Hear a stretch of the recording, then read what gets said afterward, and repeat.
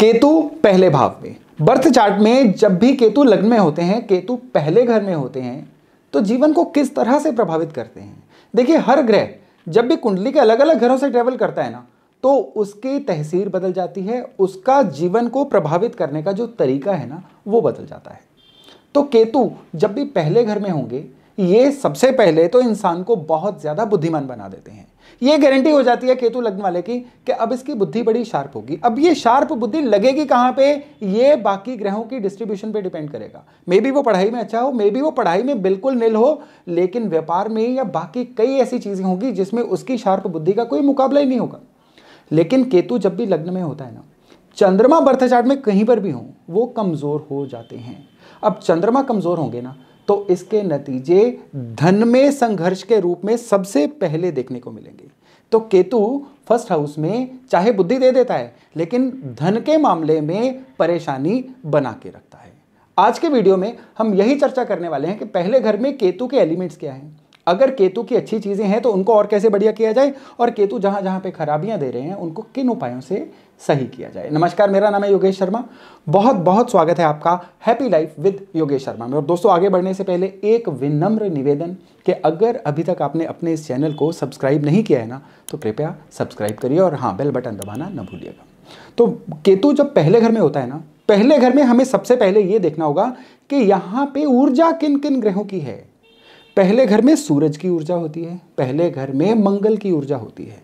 अब केतु का इन ग्रहों से संबंध जैसा होगा ना, उसी तरह के केतु यहां पे रिजल्ट देंगे, और उसी तरह से ये जो दो ग्रह हैं ना, सूरज और मंगल, बर्थ चार्ट में वैसा बिहेव करेंगे। मैं समझाता हूं आपको कि केतु और सूरज का आपस में संबंध होता है अच्छा, और मंगल और केतु का संबंध होता है बुरा। अब केतु जब भी फर्स्ट हाउस में होंगे, बर्थ चार्ट में सूरज जहां पर भी होंगे, अब उस घर के थ्रू इंसान को कृपा मिलेगी, उस घर के थ्रू इंसान को ऊर्जा मिलेगी, उस घर के थ्रू इंसान को जीवन में बड़ी सपोर्ट मिलेगी। सपोज करिए केतु लग्न में है और सूरज पांचवें घर में है। पांचवा घर होता है संतान का। अब ये इंसान जो है ना, संतान के पैदा होने के बाद जीवन में बड़ा ग्रो करेगा। अब ये इंसान जो है बच्चों के थ्रू बड़ा लाइफ में अच्छे दिन देखेगा। पांचवा घर आपकी हॉबीज का है। अब इसकी हॉबी ही अगर इसका प्रोफेशन बन जाए, तो ये केतु जो है इस इंसान को जीवन में बड़ा राइज करवा देगा। इस तरह से सूरज जिस भी घर में होंगे ना, अब उस घर की एनर्जी के थ्रू उस इंसान को जीवन में बड़ी स्टेबिलिटी मिलेगी। लेकिन मंगल को ये केतु जो है कर देते हैं बहुत खराब। मंगल जिस भी घर में होंगे, उस घर के प्रति उस इंसान को चैलेंज सारी लाइफ बने ही रहेंगे। केतु लग्न में है, मंगल तीसरे घर में है। अब इस इंसान की ना लोगों से बनेगी, ना भाइयों से बनेगी, ना सोशल संबंध जो है इसके कहीं काम आएंगे। फिर ये जो लोग हैं ना, ऐसा कहा जाता है कि हम तो लोगों के लिए बहुत करते हैं, लोग बदले में हमारे लिए कुछ नहीं करते हैं।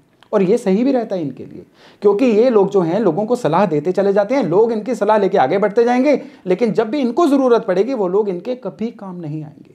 सो केतु जब भी लग्न में होते हैं ना, सूरज बहुत बलवान हो जाते हैं और मंगल बहुत कमजोर, या मंगल बहुत ज्यादा एक डाइसी से कैरेक्टर के बन जाते हैं। जैसा मैंने इस वीडियो के शुरू में कहा था कि केतु यहां पे होके चंद्रमा को भी कमजोर करेंगे। चंद्रमा होते हैं हेल्थ वेल्थ। चंद्रमा के बारे में मैं पिछले वीडियोस में बहुत विस्तार से बड़ी सारी जानकारी दे चुका हूं, लेकिन यहां पे जो केतु है ना, अब इस इंसान के चंद्रमा को कमजोर करेंगे। केतु होते हैं गहराई। जब भी केतु का एलिमेंट आएगा ना, तो केतु के एलिमेंट में क्या क्या चीजें आएंगी, किसी भी चीज को इन डेप्थ सोचना, किसी भी चीज को बहुत गहराई से विश्लेषण करना। और ये चंद्रमा के खराब होने की वजह से ना, यहां पे केतु कैसी नेचर देते थे इंसान को, हर बात को बहुत बारीकी से तोलते रहना, हर बात की बहुत बाल की खाल निकालना, तह तक चले जाना। ये चीजें सामने वाले इंसान के लिए ना बड़ी सफोकेटिंग से बन जाती हैं। लोग जो है इस चीज को अदरवाइज ले लेते हैं। ये किसी दुकान पे जाएंगे, चीजों के रेट इतने सारे पूछते रहेंगे कि दुकानदार भी जो है ना थोड़ा इंस्टेबल हो जाएगा। ये सोसाइटी में भी छोटी छोटी माइक्रो मैनेजमेंट होती है ना, उनमें इतना इन्वॉल्व हो जाएंगे कि बड़ी चीजें लाइफ में इनसे इग्नोर हो जाती हैं, और उसकी वजह से ये जीवन में बड़े सेटबैक देख लेते हैं। इसके अलावा चंद्रमा कमजोर होने की वजह से ना, इनको भ्रम की स्थिति बहुत पैदा हो जाती है। हमेशा इनको लगेगा या तो इनके ऊपर ब्लैक मैजिक हो रहा है, इनको लगेगा सामने वाला जो इंसान है इसके प्रति शक कर रहा है, इसके खिलाफ षड्यंत्र हो रहे हैं, या कह लीजिए मन की कहीं ना कहीं कोई इनस्टेबिलिटी ये केतु वालों को रहती ही रहती है। और अगर ऐसा है ना लगन के केतु वालों के साथ, तो इनको इसका उपचार सबसे पहले करना चाहिए, क्योंकि ये एक स्टार्टिंग हो जाती है इस केतु के आउट ऑफ कंट्रोल होने की, जो जीवन में आने वाले समय में इनको बहुत ज्यादा प्रॉब्लम देने जा रहा है। इसके बाद बारी आती है कि केतु जो है करियर को किस तरह से प्रभावित करते हैं। केतु जहां गहराई के कारक है, केतु वहां ट्रेवलिंग के भी कारक हैं। लग्न के केतु वालों का केतु अगर एक्टिव होना तो इनके पैदा होने के 1-2 साल के भीतर इनका घर चेंज हो जाता है। जिस घर में ये बॉर्न एंड ब्रॉट अप होते हैं ना, बहुत ही जल्दी वो घर जो है इनका चेंज हो जाता है। नॉर्मली ये तो पैदा ही या ननिहाल में होते हैं या कहीं घर से दूर पैदा होते हैं। मैं यहाँ पे हॉस्पिटल वाले इशू की बात नहीं कर रहा हूँ, यानी इनके मदर की जो डिलीवरी होती है इनके नेटिव एरिया से कहीं बाहर होती है, नहीं तो जहाँ पे ये बॉर्न एंड ब्रॉट अप होते हैं वहाँ से इनका घर जो है वो बदली होता देखा गया है, अगर ये केतु पूरी तरह से एक्टिवेटेड हो। केतु कारक होते हैं यात्राओं के, केतु कारक होते हैं मूवमेंट के। तो ये लोग जो है ना, या तो लाइफ में हमेशा किसी ऐसे काम के प्रति आकर्षित होते रहते हैं जिसमें टूर ट्रैवलिंग हो, जिसमें लगातार चलना फिरना हो, दौड़ते भागते रहना हो, वो काम इनको बहुत अपील करते हैं और उन कामों से इनको पैसा भी आता है। लेकिन केतु फर्स्ट हाउस में होना तो एक बड़ी अनड्यू सी बात होती है कि ये लोग ना हमेशा ही चिंतित रहते हैं। नौकरी में होंगे तो अपनी ट्रांसफर के बारे में चिंतित रहेंगे, व्यापार में होंगे तो ये चिंतित रहेंगे कि कहीं व्यापार यहाँ से शिफ्ट करके कहीं और ना ले जाना पड़े, मतलब गैर जरूरी, क्योंकि केतु भ्रम भी तो है ना यहाँ पे।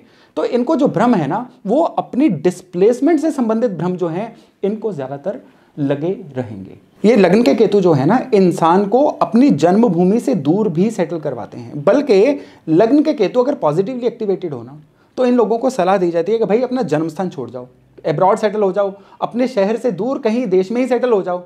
जितना अपना शहर छोड़ के दूर जाते रहोगे ना, जीवन में उतना ही ज्यादा आप कमाते रहोगे, उतना ही ज्यादा सेटल होते रहोगे। यानी ये केतु वाला अगर सेटल होना चाहता है ना तो कोशिश करे कि अपनी जन्मभूमि से कहीं दूर जाके चला जाए, वहां पे अपना काम कारोबार करे, फिर इसके सेटलमेंट के जो योग हैं काफी अच्छे बन जाते हैं। ये जो केतु है ना, देखिए केतु क्या है, एक्सट्रीम्स है, एक्स एक्सिस वाई एक्सिस। या तो ये लोग बड़े आध्यात्मिक हो जाएंगे, बिल्कुल टू नो द अननोन, ये कुछ ऐसी चीजों में इन्वॉल्व हो जाएंगे, नहीं तो ये केतु एकदम से ही ऑपोजिट जेंडर के प्रति इतने ज्यादा आसक्त हो जाएंगे, ऑपोजिट जेंडर के प्रति इतने आकर्षित हो जाएंगे कि अपने कैरेक्टर से भी नीचे गिर जाएंगे। फिर ये लोग जो है ना, मतलब अगर फीमेल है तो जेंट्स के प्रति, जेंट्स हैं तो फीमेल के प्रति इतना इन्वॉल्व हो जाएंगे कि इसमें लग के ये अपने काम कारोबार से भी दूर हट जाते हैं, शादीशुदा जिंदगी भी खराब कर लेते हैं। और यही चीज जो है आने वाले समय में इनकी हेल्थ को बड़ी बुरी तरह से हिट करती है। तो लग्न में केतु होना तो इनको सबसे पहले तो ऑपोजिट जेंडर के प्रति जो इनका आकर्षण है ना, उस एनर्जी को बड़ा कंट्रोल करना होगा। अगर ये उस एनर्जी को अपने अभ्यास से कंट्रोल कर ले तो फिर ये जो केतु हैं, क्योंकि केतु झंडा भी हैं, आपकी ब्रांडिंग है, आपकी गुडविल है, अगर ये इस ऊर्जा को कंट्रोल करेंगे तो इनकी जो ब्रांडिंग है ना सच में अब बहुत ज्यादा होने वाली है। क्योंकि केतु सूरज को कंट्रोल कर रहे हैं और सूरज क्या होते हैं, आपकी गुडविल। तो ये दो एनर्जीज मिलके ना आपकी गुडविल को, और यही गुडविल आपको आने वाले समय में पैसा भी देगी, इसको बड़ा कंट्रोल करेंगे आप अगर अपने ऑपोजिट जेंडर के प्रति आकर्षण को एक बहुत ही नियम में, डिसिप्लिन में बांध के रखेंगे। हेल्थ के मामले में देखिए केतु पैरों को प्रभावित करते हैं, घुटनों को प्रभावित करते हैं, इसके अलावा यूरिनरी ट्रैक इन्फेक्शन, यहां पे केतु खराब हो जाए ना, यूरिनरी ट्रैक इन्फेक्शन, पेशाब के रोग, ये बहुत ज्यादा दे सकते हैं। डायबिटीज इन लोगों को बाकियों से जल्दी होती हुई देखी गई है। और इसके अलावा कभी अगर ये केतु और खराब हो जाए और बर्थ चार्ट में शुक्र भी कहीं ना कहीं खराब होना तो किडनी के रोग भी जो हैं ये लोग उसके सॉफ्ट टारगेट रहते हैं।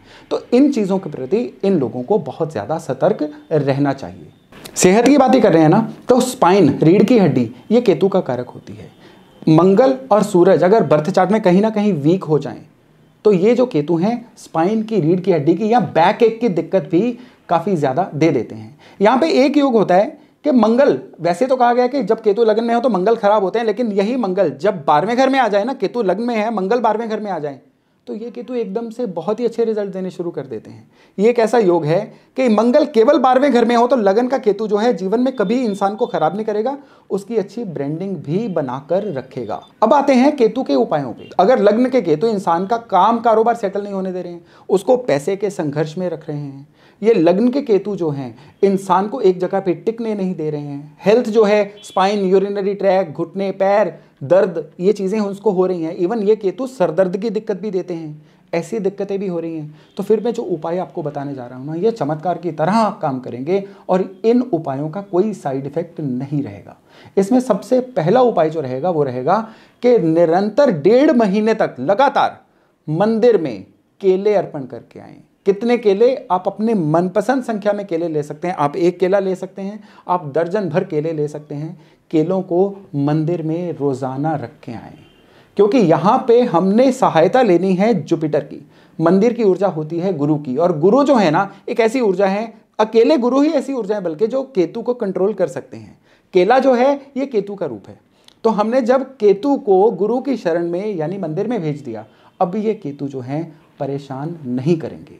यहाँ पे एक और बहुत बढ़िया उपाय है, यहाँ पे सूरज की मदद ली जाती है। सूरज की धातु होती है तांबा यानी कॉपर। कॉपर के 4 कील लेके बेड के चारों लेग्स में हैमर कर दिए जाएं। ये जो उपाय है इस केतु को बहुत हद तक सही कर देता है। अगर आपका एस्थेटिक्स आपको इजाजत देते हैं ना, दोनों कानों में सोने की बालियां पहन लीजिए, ये भी इस केतु को बहुत हद तक सही रखेंगी। और अगर बात करें वास्तु की, आपके घर का जो पूर्वी कोना है उस कोने में अगर तांबे का सूरज लगा दिया जाए तो ये भी यहाँ के केतु के लिए एक बहुत ही उत्तम, बड़ी ही ज़बरदस्त रेमेडी रहती है। तो दोस्तों मैं आशा करता हूँ कि लग्न का केतु किस तरह से आपको प्रभावित करता है आपको इसका भली प्रकार से आइडिया हो गया होगा। और अगर इससे संबंधित आपको दिक्कतें आ रही हैं ना, तो ये जो जानकारियां हैं आपके लिए बहुत ही फायदेमंद साबित होने वाली। केतु दूसरे घर में क्या नतीजा देता है आने वाले वीडियोस में उस पर भी चर्चा होगी, और भी कई अन्य जानकारियों के साथ आने वाले वीडियोस में आपसे बहुत जल्द मुलाकात होगी। तब तक अपना खूब ध्यान रखिएगा। नमस्कार।